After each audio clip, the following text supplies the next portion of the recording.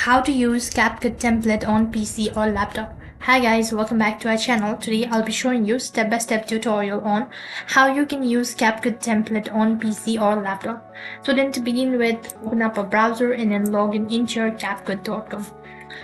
So after logged into your CapCut account, this is how it's gonna look like.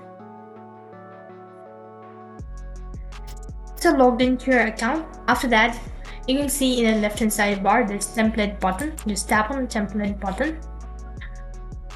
So after that you'll be able to see all of the template that's available on CapCut. You can either select the video template or you can either select image template. So select either one of it, and in order to use it, what you'll have to do is just tap on the template. After that, click on use this template. You're done adding the template. Now what you do is you need to add an image. So in order to add the image, go to media, and after that you can just go to project, click on upload, select the folder where you've actually stored it, and you can just drag and drop the folder that you wish to add it to this particular template.